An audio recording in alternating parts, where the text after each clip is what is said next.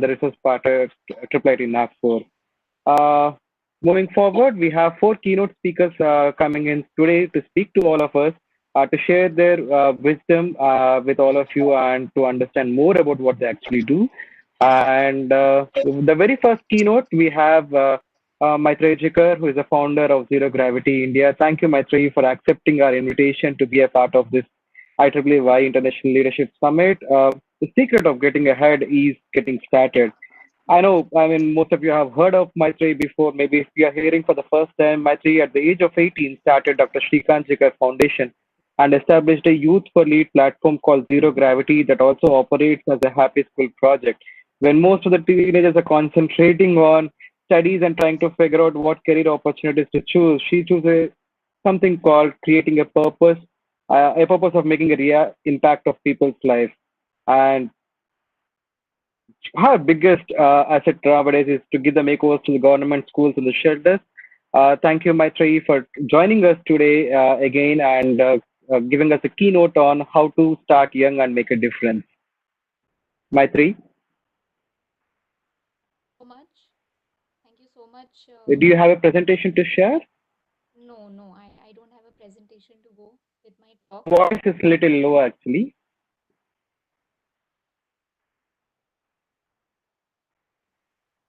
Yeah, it's better now.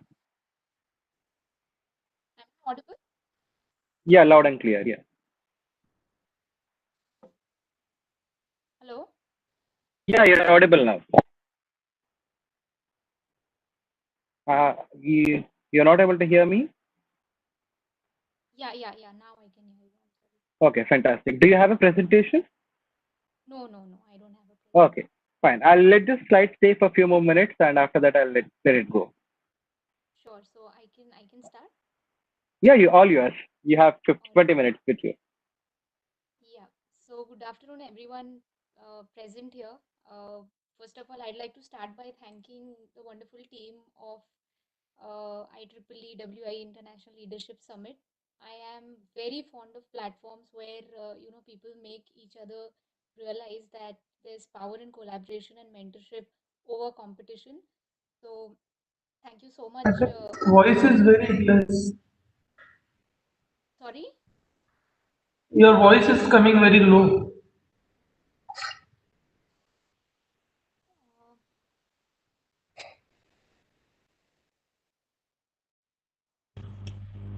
Uh, Maitri, can you please come close to mic and then speak? yeah, I'm sitting very near to my Now thing. it is better actually, Master. That's okay. Better.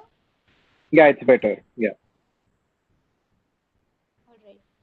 So yeah, I like I said, I wanted to start by thanking the wonderful team, the organizing committee for today's summit.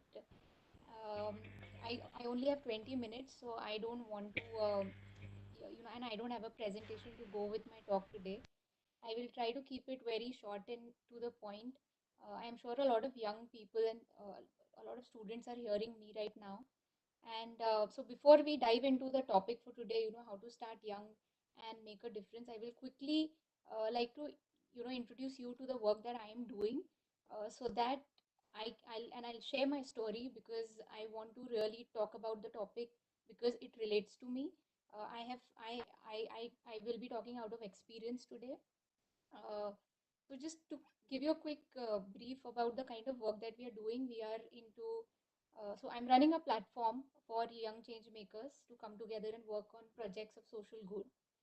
And we intervene in the field of education, healthcare, and rural development. And one project that we kind of really scaled upon was the projects that we are doing in the space makeover area. So we transform government schools and homeless shelters into beautiful learning centers and beautiful, comfortable homes for people to stay. Now, many people assume that this particular project that we are running of transforming government schools is only about, just uh, just taking up paints and going to the school and just transforming the space, but it is much more than that. We have a whole team of architects and designers who have spent so much time in studying the curriculums of these children, taking out educative concepts, and then incorporating them into design, and then ending up renovating these spaces. Uh, so right now, like our organization is 12 years old, and we have our this particular project, the Happy School project, has made it to the top 100 education innovations in the world by rated by an organization called 100. And so, like when I started, coming to the topic, how to start young and make a difference. I started when I was 16 actually, and right after my father had just passed away, and I was 14. I had a very different understanding of the world, and I was just I had created that understanding that not everyone in the world gets equal value and opportunity, and there is something that can be done to bridge the gap. So I started really pondering upon this idea of starting an organization in memory of my father. So right from 14 to the age of 16, I held that idea very close to my heart, and I was just informing myself more about it and just learning more about it. And at 16, I just pushed the work. Now, when you're young, you will always be told to wait. So they'll ask you, so like coming from a regular Indian household, you fall prey to that one particular sentence that, just take a solid degree, then do whatever you want to do, complete your education, then do whatever you want to do. Just get financially stable, then do whatever you want to do. So I felt I fell prey to that trap, but I did not want to wait. And so I was so, because I had found one idea that actually lit up my eyes when I talked about it. I had figured out what are the things that I care about in the world, and I want to do something about it. So I just did not wait, and I was so relentless. I relentlessly went after my idea, and I started building this organization right from the age of 16. I was about to be 17, and finally got everything legally in place at the age of 18. Now I was, at that point in my life where I had an organization that I had just started, and I had to make a career choice. Now I had no idea what I wanted to get into. Design interested me, architecture interested me. I completely self-doubted myself that architecture is too much hard work, so I didn't get into that. And I wanted to go to a design school, but then I did not want to leave the city, so that again was out of question. And in the end, I just fell prey to that same sentence that take a solid degree. So I ended up in an engineering college. Now, one thing that I was very sure I didn't want to do was the fact that I didn't want to get into engineering, because I'm not a very technical person. I'm more creatively inclined. I'm sorry, I'm not encouraging anyone to do this, and I'm talking about this on a complete engineering platform. But that's my story, and I ended up in an engineering college. I dropped out after my first year because I figured out that it really wasn't my thing. And I faced a whole period where I was looked upon like a failure. I was, where now being a daughter of a man who was rated as one of the most educated person in the country, and then for his daughter to drop out, I was looked upon.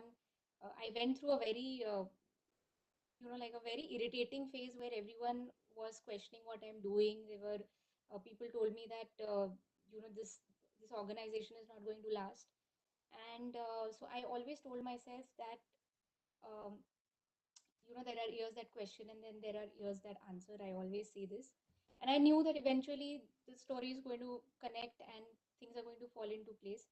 So after I dropped out, today I have completed 3 degrees, and I am running this organization. It's 12 years old now. I just told you this because when you're starting young, you will always start from a point of confusion. It will always start from there, and if you want to navigate your way through this confusion, you have to first embrace this confusion. You need to embrace that it's okay, you're very young, and nobody can tell you that you're too young to do anything. If you want to, and you know that you want to do something great, you want to do something, but you don't know what exactly it is that you want to do. Start by just, just embracing that this is a phase and you will have to navigate your way through it. Embrace that and then ask yourself a few questions. What really helped me? What really helped me to navigate through the confusion that I was going through was like a couple of questions that I asked myself, and which I will encourage you if you are at that point where you're confused about where you are right now and where you want to go, if that's not aligning, if you're just trying to figure out what is it that I want to do next, if you're confused that I have not yet figure out what my passion area is, it's absolutely all right. You don't need to stress about cracking everything right now, but start embracing this particular period, this particular time, and just uh, give yourself enough time to explore and get to know yourself. It starts from this, it starts from getting to know yourself, to figure out what it is exactly that you want to do in your life. If you have not figured out what you want to do in your life, start by asking yourself what it is that you don't want. It will kind of just help you figure out what exactly are you more inclined towards. Start by just ruling out what it is that you don't want. The next thing that as an individual, to really figure out what your strengths are, what your weaknesses are, and then it somehow helps you to just kind of figure out what are the things that I'm really good at, and how I can convert this into something substantial. The third question that you need to ask yourself is, do you care about how your life looks like or how it feels like? So all of us go through that phase where we want to make a lot of money, we want to do some, or we want to create some substantial impact in the world, and then that doesn't align. Or you want to make a lot of money, but there is something else that brings you joy, and then that doesn't align. So you need to really make that choice, that for you what is more important. Creating a life that feels well, like feels good or looks good, are two very different things, but sometimes you can arrive at a position where both of them can come together. So really, like, invest time in getting to know yourself. What are the things that you care about? What are the things that move you? What are the things that light up your eyes when you talk about them? What are the things that excite you? And when you figure this out, and for you, what is more important? Um, Doing the kind of work that will create some substantial impact in the world, that will make people's lives easier, is more important, or for you just like you're just like uh, considering the world around you, and that is enough for you. That's also absolutely fine. So for me, when I started, I wanted my work to make people's lives easier. Now when you talk about making a difference, it starts by getting to know the world better around you. I always believe that human problems can only be solved through human connections, and to build these connections you have to constantly expose yourself to different stratas of the society, interact more, explore more, try to understand what are the things in the world that really move you, what are the causes that are really important to you, be it solving a problem when it comes to hunger or poverty or healthcare, bringing quality healthcare into picture or education into picture. So when you want to do any kind of work that eventually will create an impact, you have to start by really understanding that what are the causes that move you. For me, quality education, quality healthcare were two very important aspects, and what the need that I felt was to bring back dignity into people's lives when it comes to giving them decent places to learn and decent places to live, and how these living spaces and how these learning spaces and our the environment around us, how spaces around us impact the psychology and the behaviors in people coming from the most vulnerable backgrounds. So when it starts by identifying problems and then designing the solutions, and then eventually it can lead to a substantial uh, project, that on which you can build your organizations, on which you can build your businesses. There are so many wonderful people doing wonderful work, solving world problems and making a lot of profit. So even though I am representing a non-profit industry, but non-profit industry, I believe, should be completely reframed to a for-purpose industry, because this industry is driven by purpose. And it of course, like, we cannot just ignore that we also need to be driven by profits to sustain ourselves. But like I said, when you want to build something, whether it is for profit or non-profit, you it starts by identifying problems uh, that humans are facing, and then coming up with solutions to solve them.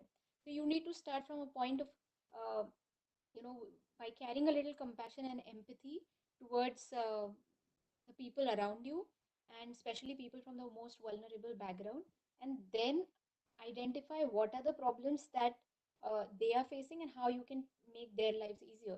So when I figured out, like, I wanted to bring back dignity of living and learning, I designed a project around making places of education and places of living into these beautiful centers that are inviting and that give them comfort, hope, and encouragement, places that inspire. And that led me here.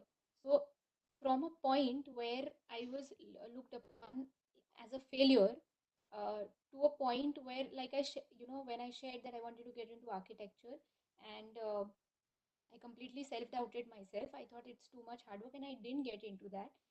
After that, I uh, went through a period of failure, where people were not looking at me in a particular way. Today, I have been able. I'm not an architect, but spaces have always moved me. And today, I have reached a point where I have employed architects under our organization who are working on the project. So you will always find ways to build on an idea. So it's just to, like, concise everything together. I would say that just be more compassionate and empathetic towards the world around you. Try and figure out what are the things that are moving you. Try to figure out things that you care about, and how you can build solutions to solve the problems that you think are important and you think will make people's lives easier. So start from that point. You are very young. Don't let anyone tell you that you're too young to do anything.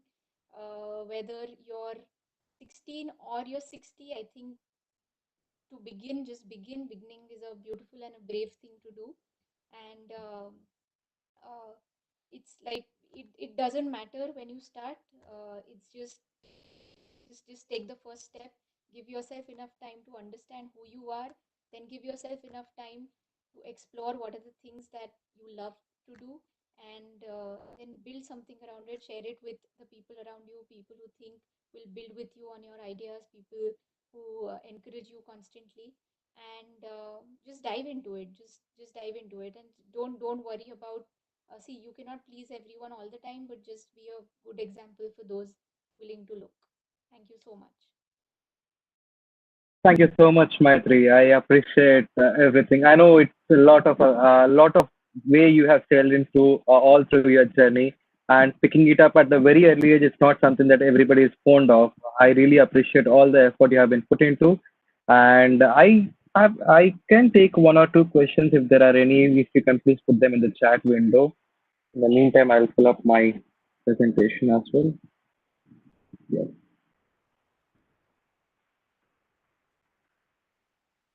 Thank you so much. Please accept this token of gratitude from us for taking your time to come join us and share your inspiring story of what you have been doing over the years. And this is something really inspirational to all of us who have been listening to you.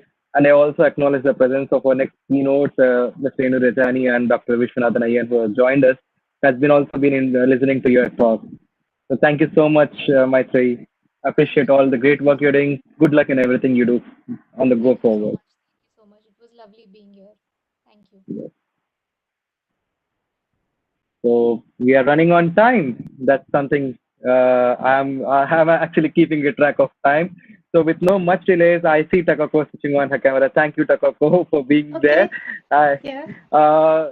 so we move on to the second keynote of day 2 of IEEE WiE International Leadership Summit. While you will learn everything you can and anytime you can from anyone you can, there will always come a time where you will always be grateful to what we did. So today we have a second keynote on research and career development in Corona era and how can innovation get us through these difficult days. And who better than Takako, who is the Vice President and Professor at Chiba University of Commerce, can speak about it. A brief description of what Takako does. Takako is the Director of Institute of Economic Research, Chiba University of Commerce. She's also a visiting researcher at UCLA Center for Digital Humanities and researcher at Jadala. She worked in the software R&D of Center of Rico, Japan for 20 years and participated in development of many software products. From April 29, 2009, she was involved in Chiba University of Commerce as associate professor. She's also currently developing the topic extraction technique for big data, and she's a 2019 MGA Larry K. Wilson Transitional Award recipient. And there is not much I can say about Takako, but I would limit it myself so that she can have more time delivering her talk. Thank you, Takako. So, do you have a presentation? Yeah, I have slides for presentation. Can you Okay, give me a light for sharing my screen? fine. Surely. Dr. Manoj, can you please help on the screen?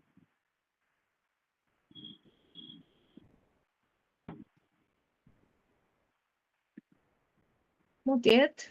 Not yet. Yeah, just a minute. We are trying to Okay. get the. So sorry. Yes. Thank you. Dr. Manoj, can you please give the presentation? Yeah, you have them. Yes, yes. Okay. Thank you. Okay.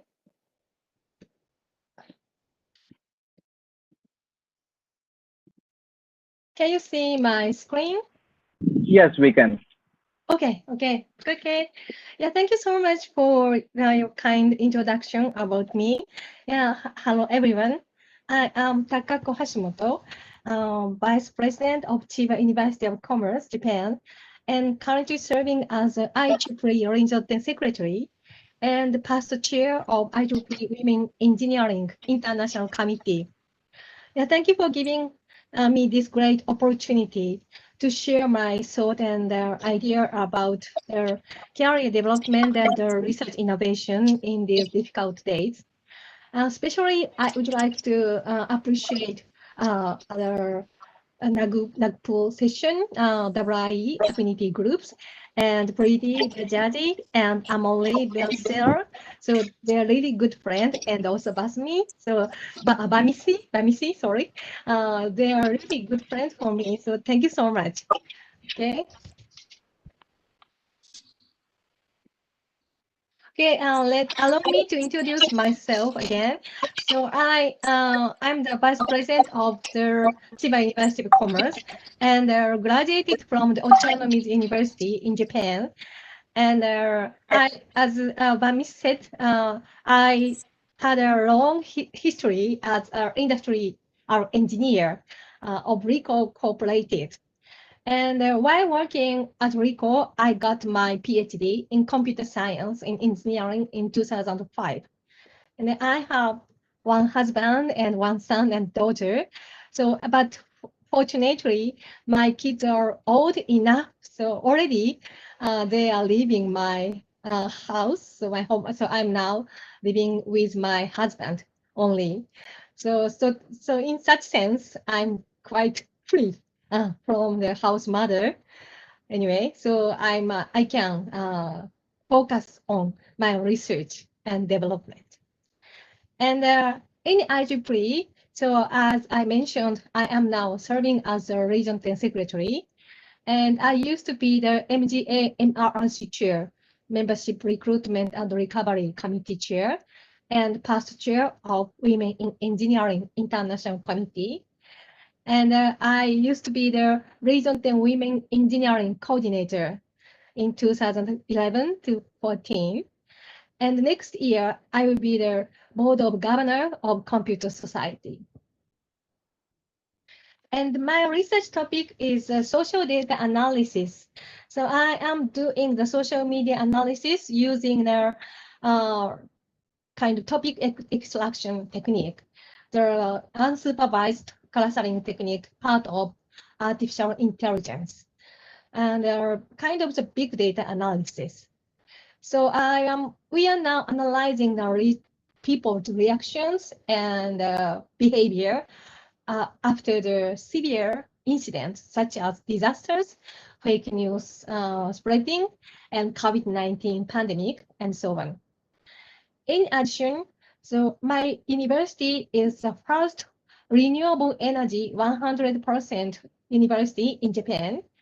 As a vice president, I am doing the SDGs research as well. Especially as a computer scientist, I am using information technology for achieving SDGs.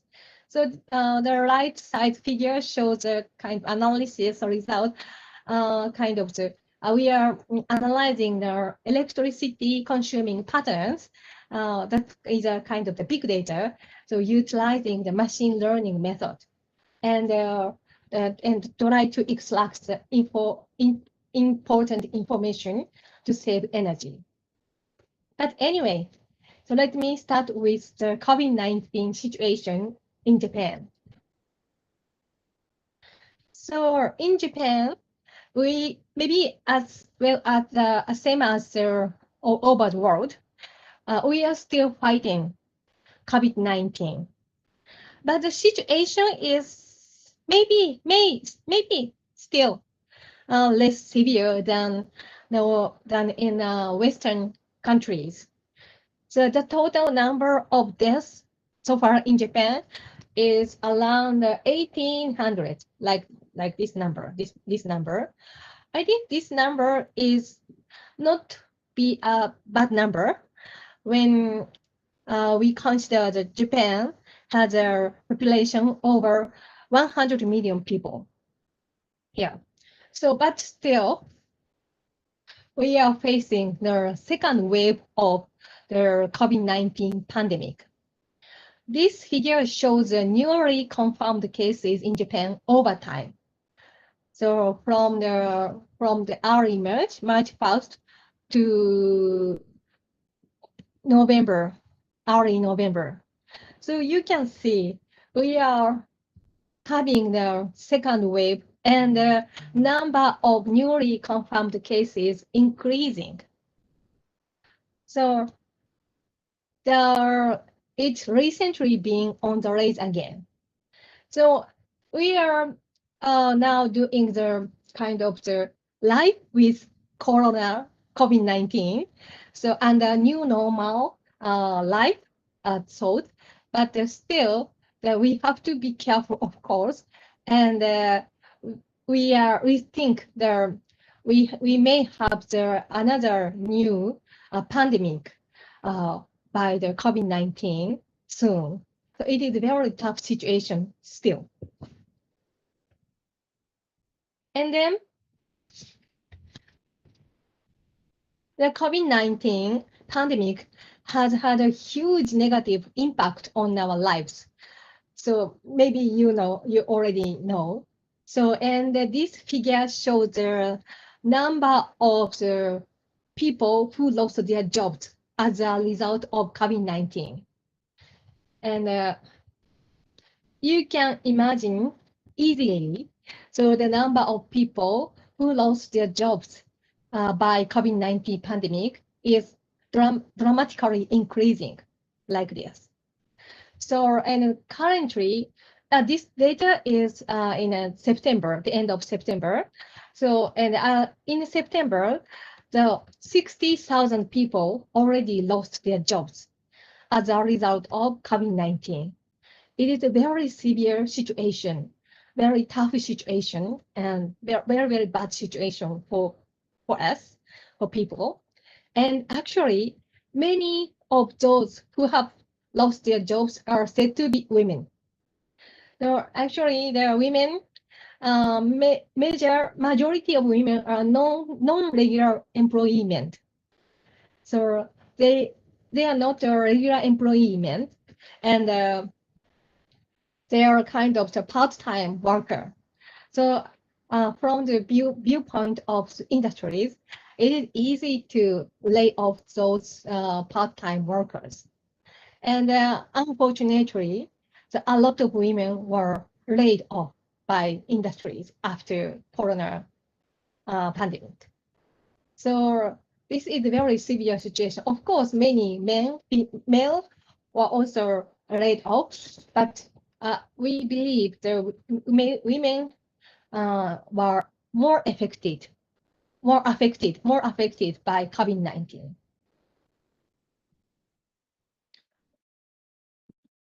And this figure shows the number of domestic violence consultations increasing. Domestic violence consultations. So the increase in domestic violence is a major problem in Corona era as well.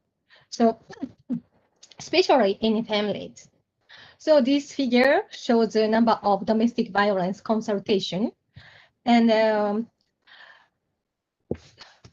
gray bar shows the last year data, and orange bar shows this year's data.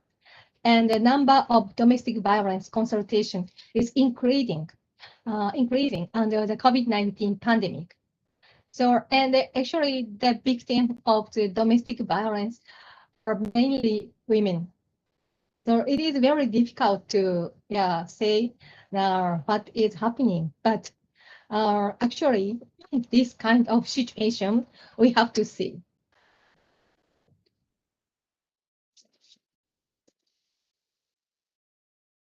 So for these reasons, we see the trend of environment for women in Japan under COVID-19. It is quite tough. So we have to consider concerned unemployment issue for women, and we have to think about the victims of domestic violence. And of course, there are many we have to change our working style. So we are working at home now. So therefore, the responsibilities as a wife and mother is increasing as well. So it is a very tough situation, actually. Maybe this is in a Japanese situation, but I think this kind of trend or situation we can see all over the world. So therefore, to solve this difficult situation, we need to make some drastic innovations. So how technology can help us go through these difficult days? As an engineer, it is important to conduct research and development that will turn this pinch into an opportunity. So today, I would like to introduce some new research approaches that is intended to innovate to create sustainable, safe, and prosperous society. So these research are funded by Japanese government and really huge project. So I would like to introduce the concept of the new research project in Japan. And also I want to introduce my research briefly, part of this project. So the first one is the cybernetic avatar. So the cybernetic avatar means the avatar in cyberspace.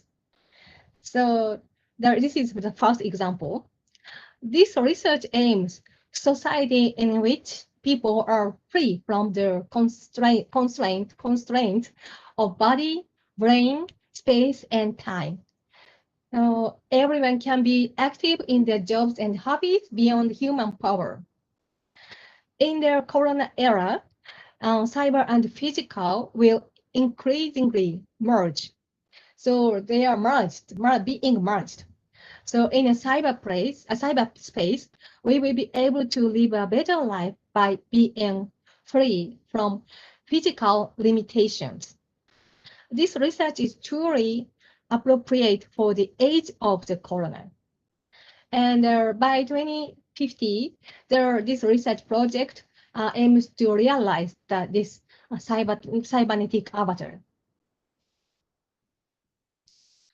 The second example is research related to the healthcare.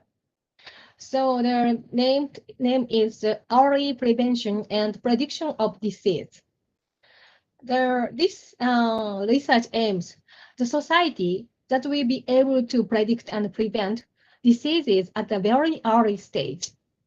So this research tried to develop a system for body observation and visualize the relationship between body, network, and organs, tissues.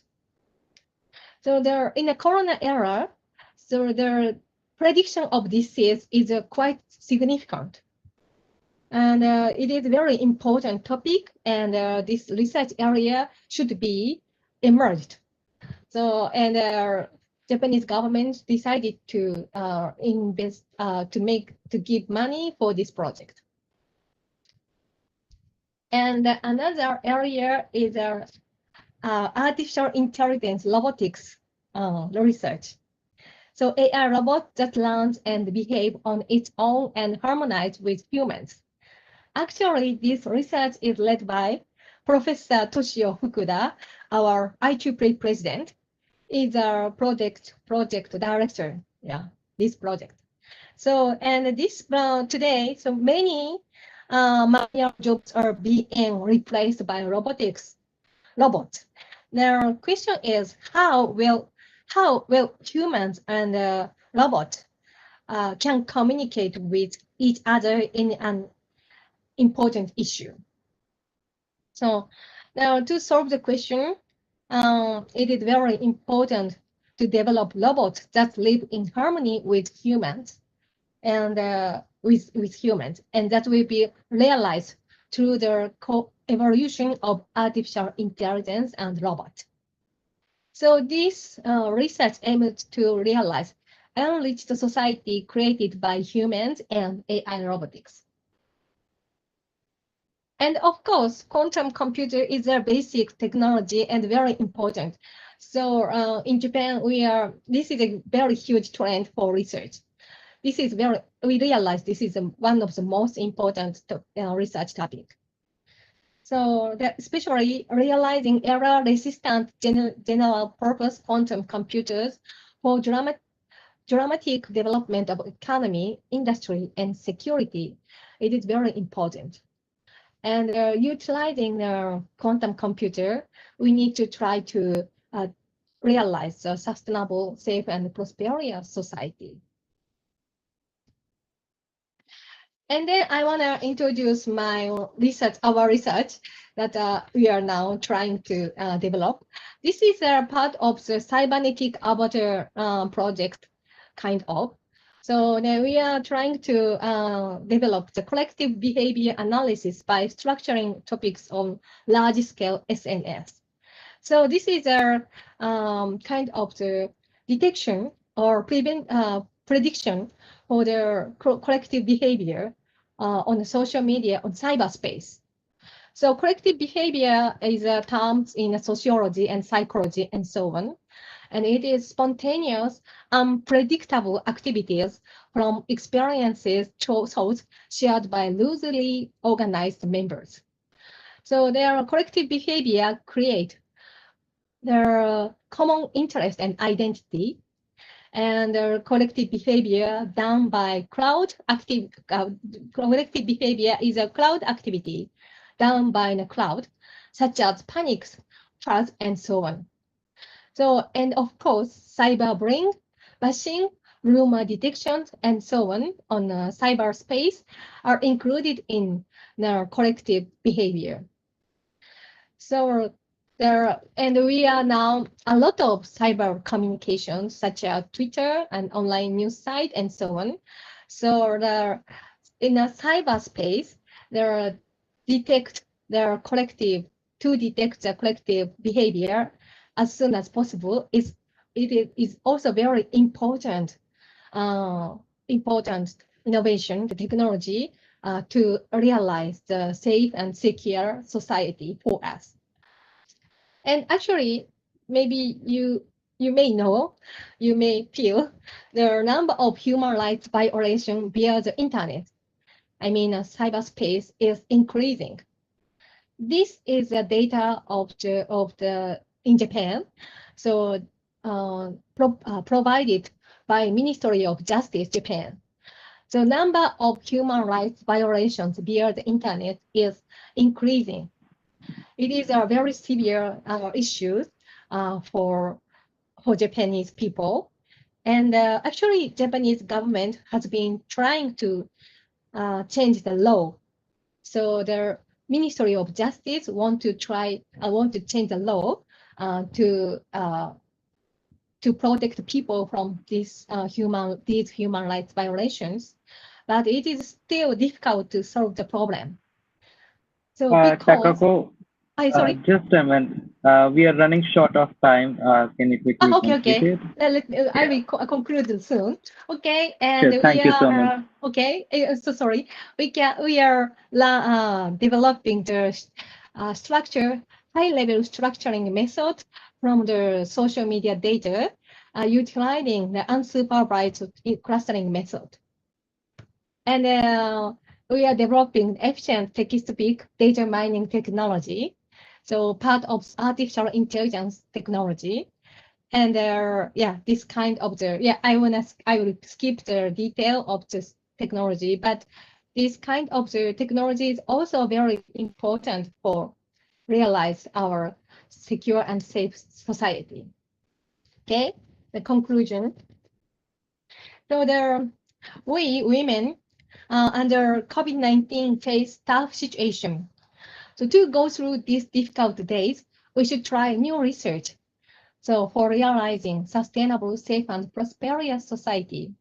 And I introduced the new research approaches in Japan, cybernetic avatar and healthcare, and their human and AI robot relation, and quantum computer, and also our research to utilize to detect the collective behavior in cyberspace. So I think so. We need to work together to go through this, to innovate our way through these tough times. I look forward to working together with you. Thank you. Thank you so much, Takako. That's truly innovational and inspirational. I'm sure this is something called like creating opportunities out of distress, and I'm sure many of our students who are listening to us would definitely take this as an inspiration and will take it forward. Dr. Manoj, can you please pass on me the presenter, right?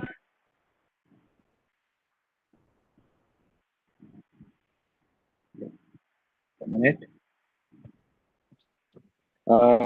Thank you, Takako. Please consider this as a virtual token of gratitude for your enlightenment of all your young engineers who are going to join us hands in creating the next level of innovations and taking this country way forward, and also help the community to reach global heights. I really appreciate you taking your time, sitting through all the sessions since morning with us. Thank you so much. Thank you. Thank you. Yes. So with no much delays, we have our next keynote speaker already in the line. And what should I say about Dr. Viswanathan Iyer, Mr. Viswanathan Iyer, who is the Vice President of Architecture at CISCO, Singapore. He comes from India's oldest IIT, BHU. He has a graduate, and he's a 26-year veteran of ICT sector and a networking expert with vast experience across multiple engineering and sales roles and in various geographies. He led CISCO teams in APJ to global stardom, and he also helps us in creation of successful networking solutions that have met profitable growth in the most competitive global markets. Today, we have Mr. Viswanathan Iyer, who is speaking to us on how to build a culture of innovation and entrepreneurship, focus on how to do that in a company and as a team and individual to present the stories and best practices. Thank you, Mr. Viswanathan Iyer, for joining us today. Dr. Manoj, can you please pass on the presenter rights to Dr. Viswanathan?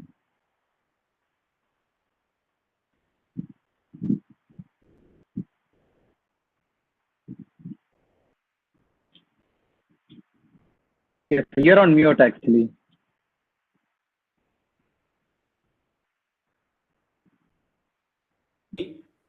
Yes, now we can hear you. Thank you. Fantastic. Cool. Just give me a second. Hey, thanks for having me. Just a second, let me just get this deck in place, and then we can get started. Hey, first and foremost, thank you, Vamsi. Thank you, Preeti. Thank you, Dr. Amoli. And I can see my classmate Arvind probably on the session as well. So thank you all for A, first inviting me, and B, I know on a Saturday afternoon, I know so many of you have joined this session, and thank you so much for having me. So one of the things I wanted to kind of do, with your permission, Vamsi, is to kind of walk you through a journey. Uh, uh, I know many of you are starting your careers, many of you are at different crossroads in your career, either as a entrepreneur or as an entrepreneur in a company. And so what I really wanted to do in this session was to kind of provoke you and also distill and abstract some of my key learnings of being in this industry for over close to 3 decades. Is what is it that helps an individual become more innovative? How do we help companies to become more innovative? And how can we encourage a lot more entrepreneurs who work in companies or who start businesses on their own? So I think in this session, I know we have around 15 minutes. I'm going to pose around 10 simple questions that I think many of us have to find answers for. And that kind of defines how we can become more innovative and how we can become more entrepreneurial. And I think all of this really starts as we graduate from our schools or our colleges to the corporate life, because I think one of the key skills for all of us in our life that we need to learn is in our ability to define the problem. And I realize that if you really look at it, our education system, the way it's designed, we are very used to a question answer methodology. You know, you get a structured question and you have a structured answer. But as you begin your life and as you start working in companies, and you want the companies to innovate, look at the most innovative companies. It's those companies that encourage their people to define new problems, to find new solutions. And it's in that problem solving approach that you really create scale. And if you really look at it, I think your biggest opportunity is in monetizing the problem with a solution that touches various facets of life. And I think one of the earlier speakers actually mentioned makes life simpler, better, and easier. And if you really look at it, when you look at, say, something like the iPhone, you know, there were Korean companies making display, there were Japanese companies making display, there were music companies. But, you know, Steve Jobs was able to connect the dots and bring all of that into a common experience, which is the smartphone. And that created a huge industry of its own. And in the last 2 to 3 years, you've seen Elon Musk do that. You had cars, and that you had electric elements in bringing the lithium ion and the cars to create a more sustainable electric car has created a new revolution. So you see, just for example, in India, I've been working very closely with Geo in the last decade, and you know, mass mobile connectivity, uh, to have the vision to build a fiber based infrastructure. And that's where you have to give credit to Mr. Mukesh Ambani to support tens of millions of subscribers, where the average usage in 2015 was 400 MB per mobile user, to now supporting close to 1 GB per day per mobile user by building that fiber based backbone is just an amazing example that when you build supply in emerging markets, demand will come. So I feel this is a very important life skill, and it's probably even more true for us as individuals. What do we want to stand for? And I'll touch upon that as we go through this session. So for many of you, look, I think all of us work hard, but I think in this whole world of technology, I think with technology life cycles changing very quickly, whether it's 2 years, 5 years, or 7 years, we all need to be agile. We all need to stay relevant. And this is where I feel social skills and our ability to expand our circle and have these kind of forums that enable us to interact with different people in the industry, our competitors, our partners, our suppliers, and having that whole connection is extremely critical. because I feel that's a very, very important life skill again. Is I believe you're as successful as your connections, because the world always values what you know, but who you know often matters more than what you know. So I think that's the second input that I would give, is that most times for each individual, I think you need to keep expanding your circle and you need to keep staying relevant. And to stay relevant, I think one of the most important things which I have seen in the corporate world is being able to spend a lot of time. And thanks to COVID, I think all of us have enough opportunities to read, to listen to podcasts, to write, and to speak. And I can tell you in life, I have seen that the people who are able to do all this four really well are usually the ones who do really well in life. So I know many of you. I see many of the team, many individuals uh, do really well in college, and then they start working, and then they stop reading. And I know many of you in this call are women, and it's really hard to be a super mom, being able to do all of this. But I think today with technology and with a number of podcasts and so on and so forth, whether it's a man, whether it's a woman, I think we all have equal opportunity to get snippets of data. And I think most important skill, I think, are the listening and the speaking skills. And I feel the more we learn to sharpen them, the further we go along in our journey. So I think this is what I really feel. If I look at the last 3 decades, I think it's not, I have seen the most innovative teams are led by women. And it's because of two important skills. It's not so much about technology, it's about attitude and courage, and having a positive attitude, having being able to take risks, and then following through. I think is one of the most underestimated abilities in the corporate world, and I feel that's where I encourage each of you uh, to be bold. We have one life to live, and there is nothing so much to lose. So I think take bold risks, and I think this is where I feel there is a distinct difference between an entrepreneur and a person who works in the corporate world. And in the last 2 to 3 decades, I had the opportunities to work with a number of super successful entrepreneurs. And what differentiates them, I've seen, is if you go to an entrepreneur, he says, "This is my idea, and I live and die by that. That's my plan A, that's my plan B, and that's my plan C." And when I look at the corporate mindset, many of us in the corporate world, when we build a plan or we build a strategy and it suddenly starts to fail after 3 months or 6 months, we think of a plan B, then we think of a plan C, and then we think of a plan D. That we don't really stay the course. And this is where I feel the differentiating element of extremely successful entrepreneurs and not so very successful entrepreneurs is this two attributes. It's the courage to push along, and it's the courage to keep pushing along even when things are not going your way. So I feel this is one attribute as individuals, is our ability to go all in, to be bold, and to not give up until you've reached that destination that you set across. And it doesn't mean that you don't need to change. You can change your strategy, you can adapt to the changing types, but it's about the ability to not give up and to continue to steam along when the things start getting tough. So this is why I feel, the technology cycles will keep changing, but the attitude actually defines your altitude. And I've seen this time and time again. And now this is an important aspect that I want to talk about as individuals.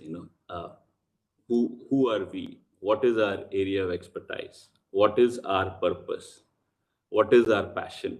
What is our expertise? What is their value? I think each of us need to plant our flag and define that this is where I think I can add value. This is what people come to me for, and this is what I want to stand for. And oftentimes I find that many of us are not comfortable planting our flag because we are worried that we will be typecast or that we may not, I may have some form of self-doubt that maybe I am not capable. And that's probably true even more so for women, where they feel that they need to achieve a lot more than men to get to that same level. So this is where I feel is once you found some purpose and some calling, plant your flag, share it with others, make it visible. And this is the first step in building your personal brand. Because for all of us who need to be successful, we need to tell our story. And people in my life, I've seen every one of us, even in our personal lives, we make decisions we think logically, but we buy emotionally. So everyone associates each of us with a personal brand, a personal value of what you stand for. And this is why I feel each of us needs to tell our story. We need to build our personal brand. And whether it's COVID or after COVID, this is going to be a very important differentiator for people. And I think many of us, especially coming from Asian markets and coming from India, are reluctant to build a personal brand, to tell our story, to network. And I think in today's world, you can see the most successful brands are amazing brand marketing machines. And I'm not saying that, you know, you need to do it blatantly, but I think it's extremely important for each of us to build a brand, to market it consistently and persistently, so that we can create your rightful place in this world. And you would see that over decades, the people who build their brand, who sustain their brand, actually go further, because that's a very important ability that each of us needs to learn. And it's not the most, I think when we look at the most innovative companies, the most innovative teams, the most entrepreneurial teams, you would see that they all tell a story. And it's a story that has an emotional connection, and it's something that is marketed very subtly and has a differentiated message. So whether we are working in companies, we are working in businesses, or whether we are working as individuals, I think we all need to get better in telling our stories and building that personal and the professional brand. And that's what I've seen, that most of the most successful brands in the world don't necessarily spend a lot on marketing. Look at Amazon, look at Tesla. They don't have a traditional marketing budget, but they tell their story so well. And that's true for individuals as well. I think we are all in the midst of the American election. And one of the things that you can learn and admire about Trump is he's built a personal brand over 2 decades.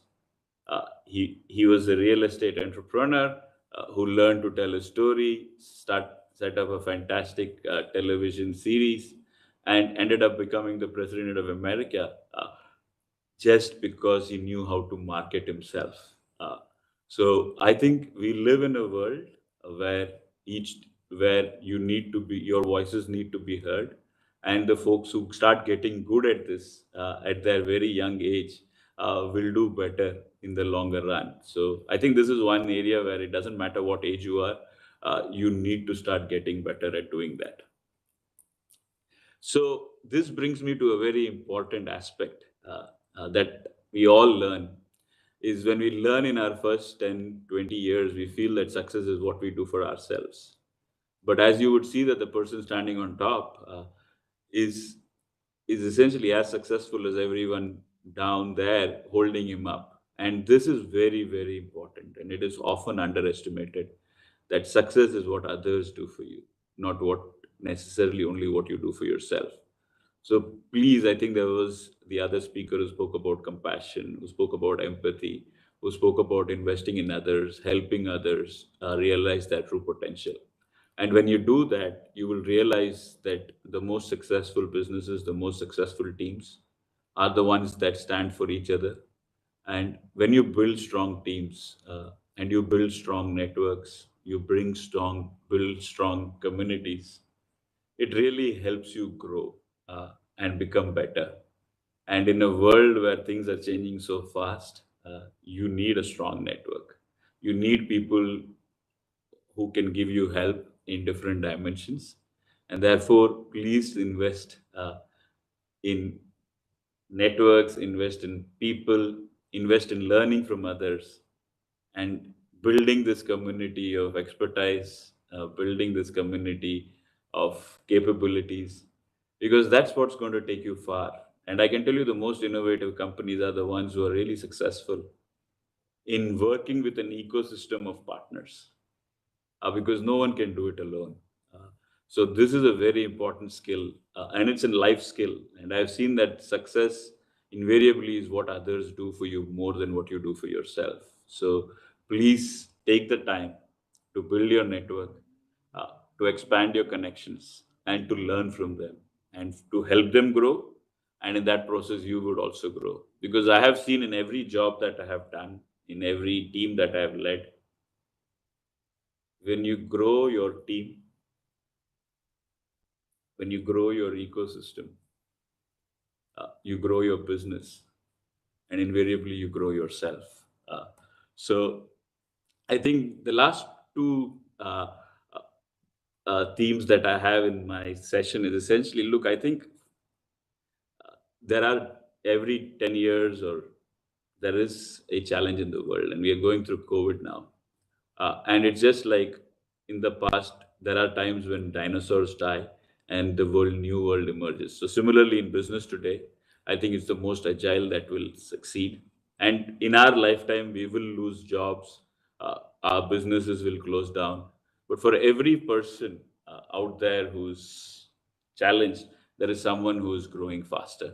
And it's important that you find yourself being able to cope with these changing times. And sometimes you'll be in the wrong place at the right time, or sometimes you'll be in the right place at the right time. And it's about your ability to maneuver both of them. That's going to be extremely critical. So, to me, this is why I say that, there will be times when your business, your team will be in the wrong place at the wrong time. And with all of those attributes and those skill sets that I spoke about and those mindsets that we spoke about, you can change the course and go to the next level. So, look, what I've learned in life is always do the right thing. Sometimes you may get fired for it, sometimes you may not. But as long as you enjoy the journey, I think you will go so much further in life. So I know I'm coming to the last couple of minutes of my session.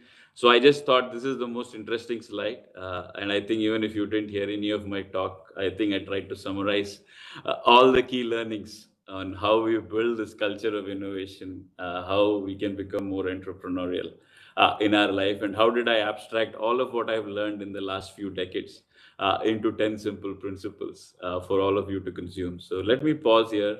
Uh, Welcome to, I'll share the deck. You're welcome to share it with whoever. You're welcome to use it in any way. Welcome to come back to me with ideas on what we've missed and what we can do better. So these were my simple thoughts that I wanted to share with you on a Saturday afternoon, where I really appreciate all of you taking the time to help grow yourself. So with that, I want to say thank you and good luck. And if anyone still hasn't taken those and wants to look at it, you're welcome to do that. So thank you, Vamsi. Thank you, Yes, everyone. thank you, Mr. Viswanathan. My key takeaway is that, which I always keep telling, and I also always been hearing, is that irrespective of the age group, it is always the right time to build a brand of yourself and letting know that what we are actually capable of. I'm sure all who are listening today, they must have definitely taken a very much of a takeaway from your session today. Thank you so much for joining us. I know time is of essence. I would request all the panelists to please switch on their cameras for a group picture. And Mr. Viswanathan, can you? Okay, yeah. Dr. Manoj, if you can share, make the presenter fantastic. Requesting all the other panelists, so please switch on your camera so that we'll have a group picture.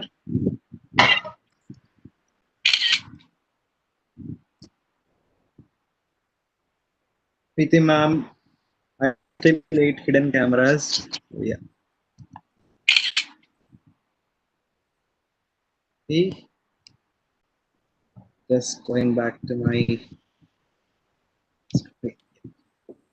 Yes, please consider this as a token of gratitude for enlightening all our young engineers for your session today. I'm sure this is something that is really important for most of the young engineers who are a part of this session to take the way forward. Hey, thank you so much, Vamsi. Yes, appreciate it. So with no much delays, we move to the last but not the least final keynote of our track one of the day two of IEEE WiE International Leadership Summit. We have none other than Renu Rajani, who is the Vice President of Bank of America. She's previously the Vice President and Delivery Head in Financial Services at Infosys and also the Vice President at Cape Gemini, responsible for delivery, revenue growth, pre-sales, and whatnot. It's a very large brief I could read out of, but I really don't want to take away her time from delivering her keynote. All yours, Ms. Renu Rajani. Hi, thank you, Preeti, and thank you, Vamsi, for inviting me. I will be talking about my story and had a good takeaway from WIE Chair, and I would be talking about some of the examples in my career which relate to all the great tips that he gave. Brief background about me will help, and then I will re-emphasize some of the lessons that he talked about, right? And how I applied those to myself. I come from a very small town in UP. In a family of 5, parents migrated from Sindh at the time of division, and coming from a very lower middle class background. In a small town where girls, higher education, etc., were kind of less heard of. If your parents educated you more, people would say, how would you find a match for her? So with that kind of background, and father, mother, both were very interested to, highly educate the daughters, and that was a blessing, but with very limited resources, right? So coming from that background, and making your mark, and how I did it, and how I applied some of these tips that Vish talked about. So let's walk through my journey. So at a time when father wanted me to be a doctor, I said I wanted to be an engineer, and looks like a rebel from the childhood. Yes, I went on to become an engineer, and in a family where, or in a city where intercaste marriages or etc. were kind of banned, here is a girl who would say, I found my own match, and kind of stood with it. So moved on to that, did my engineering, and did my master's in India, and then realized that I needed to do more, and I had never thought. In fact, people say you make a career plan, you review the plan. Maybe the plans that people make, sometimes they don't happen, and they disappoint people. In my case, I looks like I make plan every day, or I don't make a long-term plan. So it's been very instantaneous, and there's so much done in life. But there is not a single plan which I would say I did not meet, or I made and it was so rigid. So example, I did my MBA in finance, and I was looking for a finance job very passionately, right? But I had an engineering and computer science. And wherever I went around looking for a job, people said, you're a computer engineer. We are short of computer engineers. You need to be an engineer. And I used to initially think, is it a setback? What is my MBA good for? But anyway, I made best of what came in front of me. And one thing that I have stuck to is, yes, you can keep dreaming for more things, but whatever is in front of you is gold. And you just make the best out of it, and you should not regret tomorrow that you had something in your hand and you didn't make best of the moment, all right? So keeping that philosophy on, and I did my MBA, worked in India, and then, got married and moved on with my husband to the US. I was an MBA from India. I was applying around for PhD in the US. And yes, got an admission in PhD, and I went for a semester, and there came the first kid. As happens to most women, and it's good to talk about, what women go through and why this women in engineering and women in leadership and all that we talk about, why is it so important? There was a phase in career where I thought that why women are different. I have done everything, hard work like men do, or I do more than men do, and why we keep on talking about women in, women leadership or some diversity or some initiatives, why we do. At one time I questioned that why all this is special for women.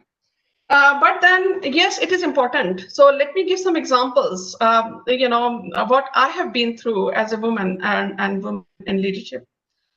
So this kid happened, and I kind of decided that I better come back to India with a master's rather than pursuing my PhD and taking 7 years, because husband was already preparing to take a job in India in ISC and come back. So on one hand, I followed my husband wherever he went, but yes, I made best of it. But there were phases in career where I said, yes, I want to do something different, and I don't have to be stuck to the city or be constrained because of kids, etc. But there are different phases in life where I needed to be next to my family, be next to my kids. So I did that. Yes, came back to India.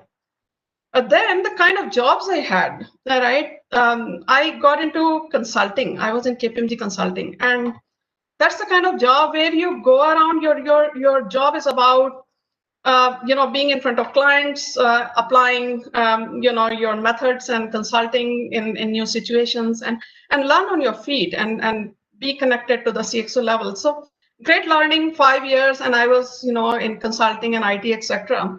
One learning from there, and I was talking about this women in technology, and women need certain support at certain stages in career. So let me talk about that. So I had my second kid at that time, and we talk so much today about what organizations should do to promote women and to provide them certain flexibility and benefits during maternity, etc. And it's a new phenomena today that government recommends 6-month leave, etc. But in those years in consulting, 6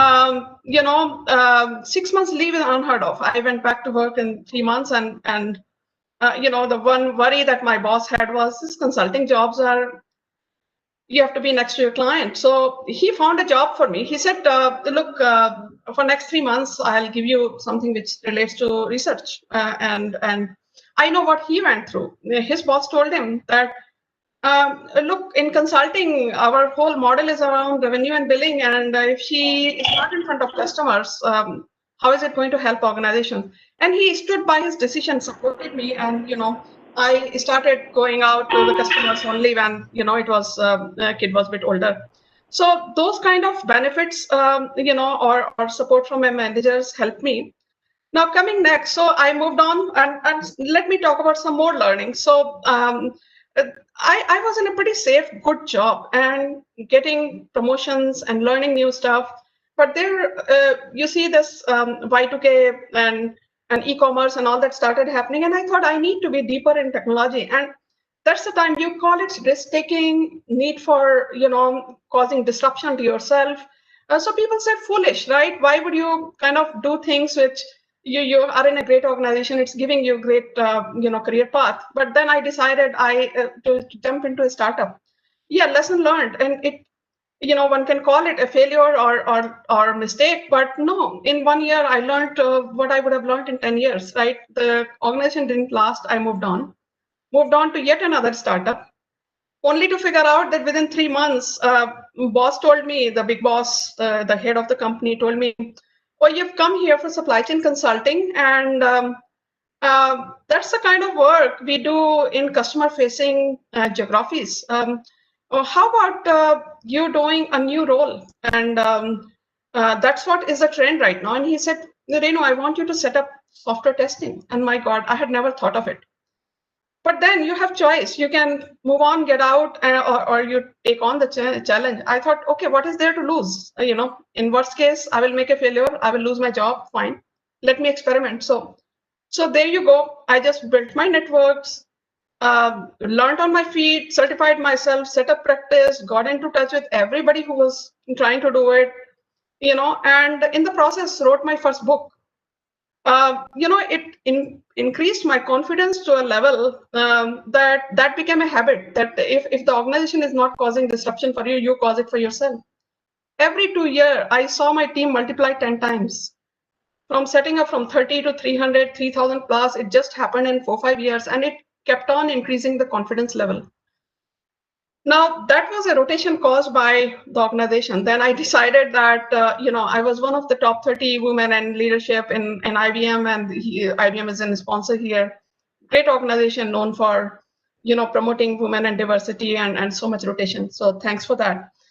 And I decided, being in that group of women, being a mentor, that I've done enough of software or business services. Let me do something else. So I wanted to do infrastructure services. Again, a lot of people said, what a suicidal move. Why do you want to do it? But I said, that's what I want. That's what I wanted to learn. Yes, again, one may say bad choice because the culture was very different, etc.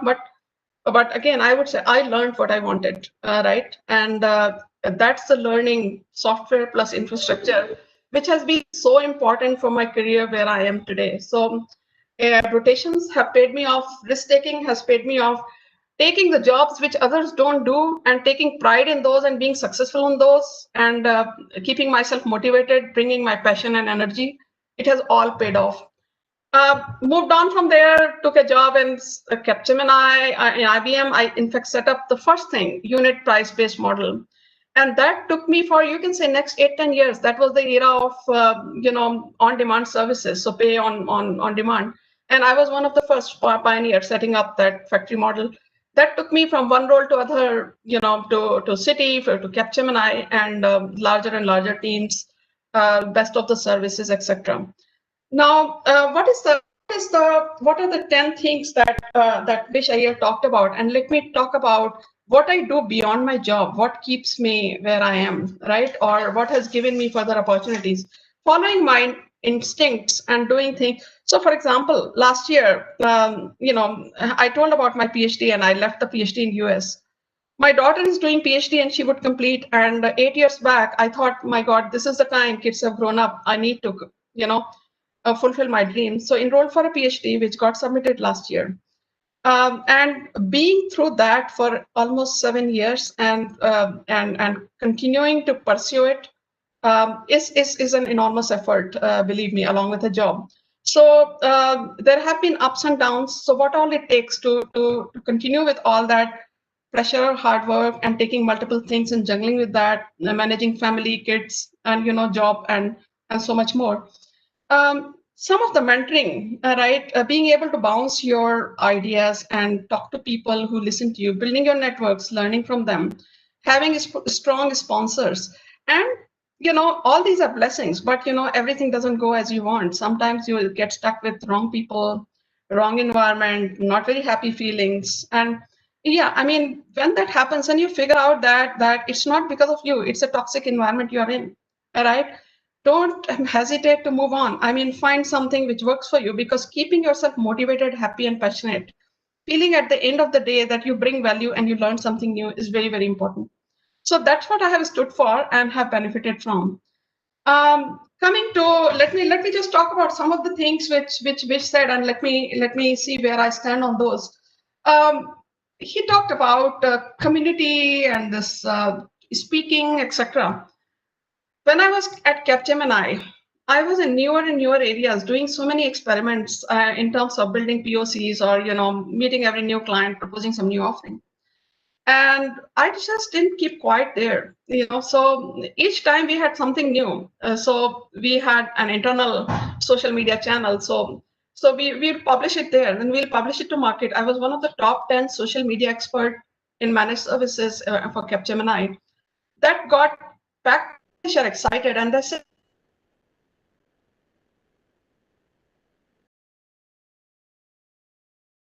and one happened, 2 months. So that's the kind of power of following your passion is all about. Then do it for others. So let me talk about some of the give backs, right? Belonging to networks. Yes, I have benefited a lot from network, but it's not just about taking, it's about give back. So whatever I can do for the networks, serving on chairs, and these are all honorary positions, right? So many networks that I'm part of. And give back is a great feeling, and in the process, you learn a lot. You learn about others' discipline, you build networks. So in summary, I think there's time is short. I don't want to go on and on. So in summary, if I say what has kept me here or what has brought me here, so 3 things I've followed. Is that I have to do something. It will happen. It will not to do.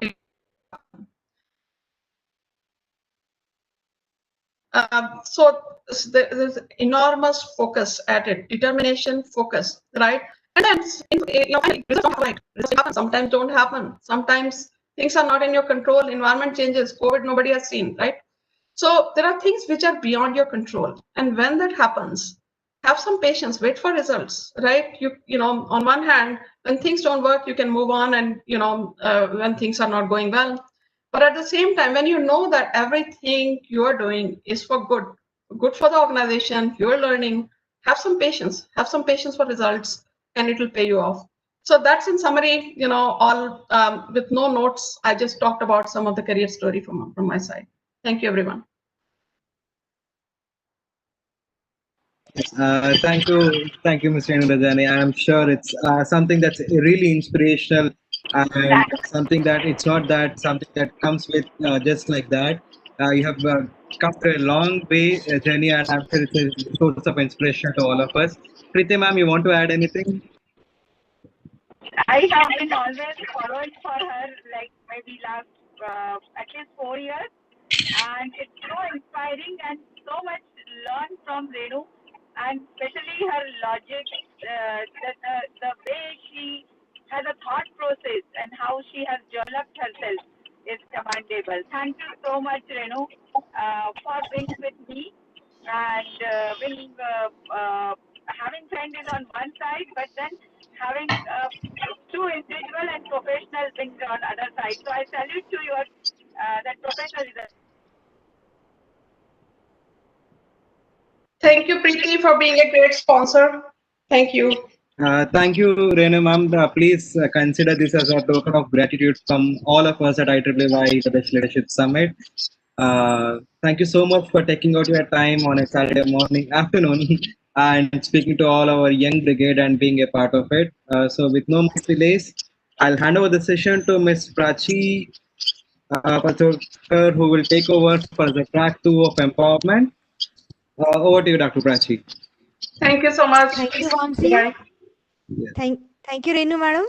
Thank you. Just 1 minute, if possible, should we take all a group picture once again?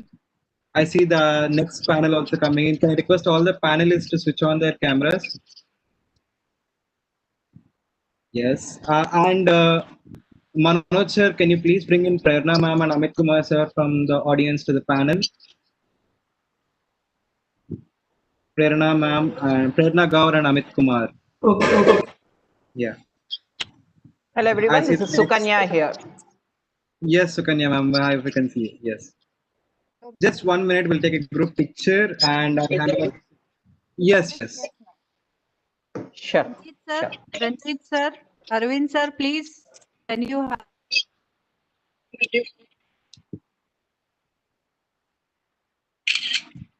Yes, taken one, and I'm waiting for this to join in. And who else you said, sir? Yes, I can. I did that. I took 2 screenshots. Yes. Can you please pass on the parental rights to Prachi? Thank you, Takako. Thank you, everyone. Thanks for joining. Thank you. Thank you. Manoj sir, please. Manoj sir, please give it to me for presentation. your presentation. Yes, thank you, sir. Welcome you, madam, for this empowerment track. Okay, good afternoon, everybody. So from the morning, we are going through very inspirational talks. Now we have the next track, empowerment track.